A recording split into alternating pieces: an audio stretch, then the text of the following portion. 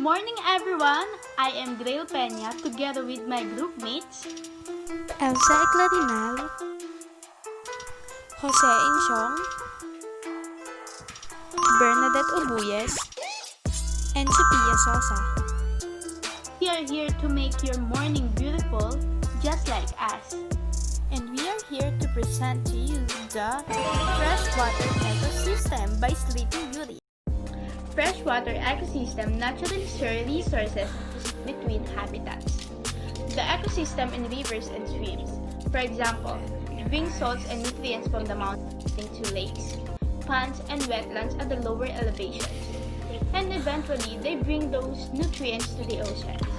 These waterways are also enable migrating species, like salmon, to bring nutrients from the ocean to upstream freshwater ecosystem.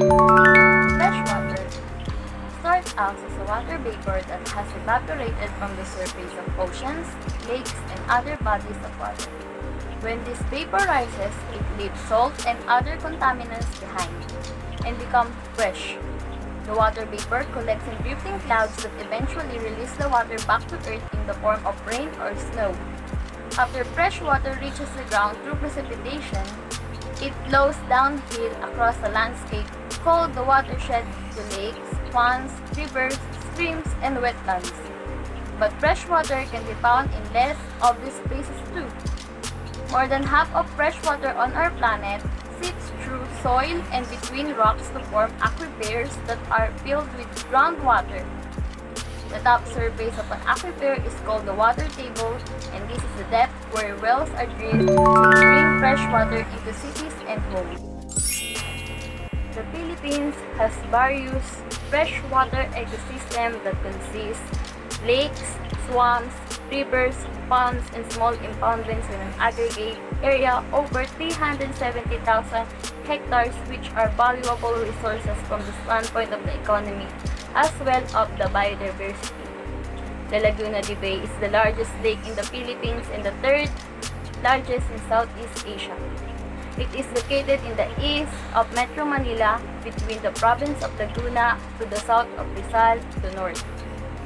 The only outlet of Laguna de Bay is the Pasig River, which connects the lake to the Manila Bay. The lake has surface area of 911 to 949 square kilometers with an average depth of 2.8 meters and an elevation of about 1 meter above sea level. It is one of the primary freshwater sources in the Philippines. It has 21 tributaries in total, the largest in the Pagsanghar River, which is the source of 35% of its water, in the Santa Cruz River, which is the source of 15% of its water. The other important rivers are the Balanak, Marikina, Tunasan, and San Pedro Laguna. The Laguna de Bay is bordered by the province of Laguna in the east, west, and southwest, the province of Rizal in the north to east, and Metro Manila in the northwest. The lake features distinct bays, the West Bay, Central Bay, and East Bay that diverge to the south. Why Laguna de Bay is a major source of fisheries in the Philippines? First, Laguna de Bay accounts for 70% of the national fisheries production, 10% for the national production of aquaculture, and 44% of the national production for municipal fisheries. However, large-scale fish pens have threatened the economic conditions of fishermen dependent upon open water fishery. Illegal fishing activities and increase in aquaculture operations also led to declining harvest due to depletion of the natural resources. Increase in invasive fish species are also observed. There is also excessive snail dredging to support the duck raising industry. Crustaceans and mollusks declined in yield from 1,927 to 574 metric tons, and from 101,101 to 85,363 metric tons, respectively, in year 1997 to year 2000. To address the issue, a revised lake fishery zone and management plan was implemented in 1996. Through the zone map, lake resources are equitably delineated and allocated to various users for aquaculture, operations, navigation, and open fishing. A At the national level, the aquaculture operations in Laguna de Bay contribute significantly to fishery production. Among the use of water resource, Laguna de Bay is also used for irrigation water, industrial cooling water, hydroelectric power, transport route, source of animal feed, a venue for recreation, source of fish supply, and source of domestic water supply. Laguna de Bay is also used for power generation. 3 power plants are located in the region, which is good in the area. It is an important source of water for the Kalayaan pump storage, hydroelectric project. It also provides irrigation water for the farm and is also being used a source of industrial cooling water. Water permit for Manila Water Services Corporation or MWSI has been approved in July 2009 to obstruct a maximum volume of 300,000 cubic meters per day for domestic use.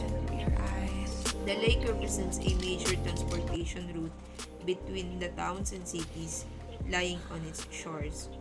More than 5,000 motorized and non-motorized watercraft operate as a means of transportation for lakeshore communities. For the people who might not know, as you can see, the lake serves as a huge waste sink for solid and liquid waste coming from households, cropland areas, livestock and poultry production, as well as fishery activities.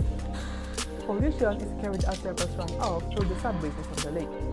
In addition, polluted waters from the Marikina and Pasig rivers also flow into the lake. Over 60% of the 15 million inhabitants of the lake area dump their domestic waste into either the lake or its many tributaries. 40% of this waste is made up of agricultural elements, 30% is domestic, and the remaining 30% is industrial waste. Quarry operations and limestone extraction cause degradation of the rainforest and siltation of the lake and its many tributary rivers in the Rizal Province area. Water pollution and eutrophication are major environmental concerns in the West Bay. Flooding. Laguna Lake Development Authority is the only lake in the Philippines managed by a special agency of the Philippine government.